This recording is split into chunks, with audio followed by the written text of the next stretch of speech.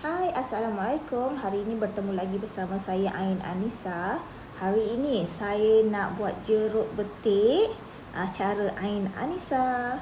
Okey, ini betik yang kita dah cuci tadi. Besar, panjang dia sebelum masak. Dia dah kuning-kuning sikit, dah nak masak tapi jangan masak. Sebab nak buat jeruk ni kita perlu dia muda-muda sikit. Tapi dia lagi 2-3 hari nak masak macam tu. Okey, sekarang kita start potong ini pun dah nak masak dah. Kita potong beberapa bahagian supaya kita senang nanti nak buatkan. Ini pun dah on the way to masak Jadi kalau kita lambat dia lagi lah masak. Wah, ini memang dah masak dah. Jadi kita akan ambil bahagian yang agak keras je. Yang lembut kita tak ambil. Sekarang kita buang dia punya kulit. Kita buang kulit dia. Ni tadi semua kita dah cuci Kita dah cuci, sekarang kita buang kulit dia sampai bersih.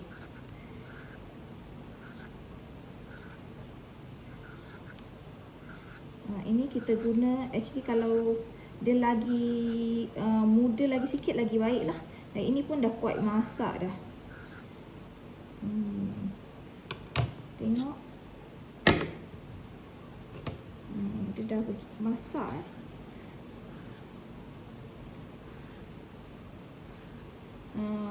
resepi sis ni senang je. Ini sis memang sukalah. Actually saya memang tak suka makan betik, tapi kalau jeruk betik boleh. Saya okey. Kalau betik dia manis kan. Dia manis, lepas tu tekstur dia lembut-lembut tu saya tak berapa sukalah. Tapi kalau buat jeruk macam ini saya suka. Kita kopekkan satu-satu. Ini macam dah kuat masak lah. Okey. Tapi nanti kita tengok lah. Kalau yang ini tak boleh, nanti kita buat makan lah. Letak dalam peti. Nanti anak-anak saya makan. Yang mana atas dia yang muda sikit tu, kita akan buat jeruk lah. Jeruk saya simple sahaja. Senang dibuat. Kita potong sampai habis. Okey, ini kejadiannya. Sis dah potong-potongkan. Tergolek pula. Potongkannya, kita akan cuci. Kita akan buangkan dia punya biji-biji ni lah. Dia punya biji-biji ni kita akan buangkan. Lepas tu kita akan potong untuk proses seterusnya. Okey, ni sis dah cucikan tadi Dah cucikan cantik. Yang ini dia masih keras lagi lah. Yang macam ini dia macam sudah masak. Sudah masak, actually dah tak okey lah untuk buat tu. Makna sis akan asingkan ni. Ini untuk makan. Ini untuk makan biasa sebab dia dah masak. Ni dah masak, tak boleh buat jeruk. Dia boleh juga buat, tapi dia agak lembut lah. Kita akan buat yang dua ini. Kita potong-potongkan dia. Potong dia. Jadi kita potong dia macam ini. Nipis-nipis. Agak-agak lah, jangan nipis sangat.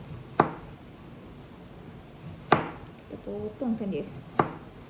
Kalau agak-agak besar, nak potong tengah-tengah pun boleh. Tapi saya suka macam ni, nampak cantik. Masuk kulit dan bekas. Okey, ni pun dah kuat lembut. Yang tadi tak boleh dia dah masak. Kita potong ni.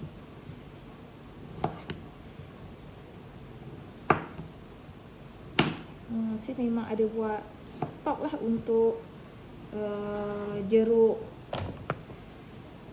betik ni. Sebab mertua sis memang ada tanam pokok betik jadi betik kita tak perlu beli. Betik memang dah ada dekat depan rumah lah. Nanti saya akan tunjukkan pokok betik saya.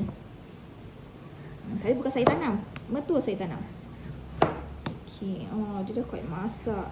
Yang ini sayang tapi ni boleh makan lah. Makan macam tu saja. Saya just letak dalam peti sejuk lah. Untuk makan buah-buahan biasa lah. Untuk buat jeruk, just ini je yang depan dia. Dia agak keras sikit, tapi actually pun dah sedikit lembut ni. Kalau dia dapat keras lagi sikit, lagi baik lah. Bermakna kuning sikit je dah boleh angkat. Dah boleh ambil daripada pokok, dah boleh petik. Sebab betik, kalau dia masak dekat pokok, burung makan sayang. Tapi sis selalu jugalah bawa-bawa bagi rakan-rakan, bagi siapa-siapa yang suka betik lah.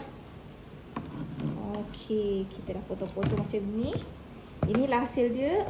Walaupun nampak macam sikit tadi, actually dah potong pun jadi banyak juga. Untuk bahan-bahannya, untuk kita buat jeruk tadi, kita menggunakan betik muda, asam. Ni boleh beli kat kedai lah.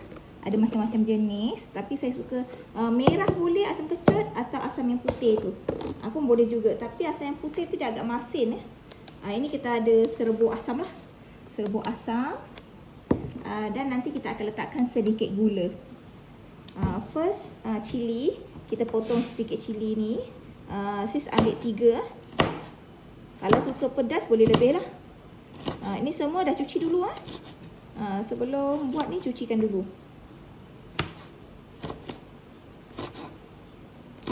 Potongkan. Senang je resipi saya. Cili ni, 3 pun agak banyak nanti pedas. Okey. Ini terus je kita masukkan dalam kita punya betik tadi. Okey, masukkan kita dalam betik kita. Okey, sekarang kita letakkan 1 sudu apa? Ini kita aduk dulu lah. 1 sudu gula. Okey, untuk kita punya tu kita letak 1 sudu gula. Lebih pun tak apa, dia jadi manis sikit lah. 1 sudu gula. Kasihkan. Lepas tu kita letak asam-asam macam ni. Letaklah dalam 2-3 biji. Tapi sis letak ni lebih 12 biji lah, lebih kurang. 12 biji dah masuk ke dalam. Lepas tu sis juga masukkan perencah asam. Perencah asam Perencah asam ambil sikit, tabur-taburkan. Tabur-taburkan. Senang je. Sis punya resepi sangat senang. Semudah ABC sahaja. Okey, semua bahan-bahan kita dah letakkan. Nampak kita punya bahan-bahan tadi? Cuma gaul-gaul je. Gaul-gaul. Lepas tu nanti kita gaul je sampai serata. Sebab ini kita tak perlu letak air, tak perlu letak apa sebab nanti dia memang akan keluar air sendiri. Tapi tak banyak lah air dia. Tapi tak perlu letak air, cuma gaul kering sahaja macam ni. Okey, gaul kering Okey, agak-agak dah serata. Dia ada asam, dia ada cili, dia ada gula. Cukup. Kita punya ni sekarang sis akan sediakan bekas. Okey, sis dah ambilkan bekas. Sekarang kita isi saja kat dalam. Kita susun sampai dia penuh. Ni tadi dah masak Isi saja. Kita simpan dalam peti sejuk. Lepas tu dia dalam tak payah lama, 2-3 jam pun dah boleh makan dah. Dah ada rasa dia.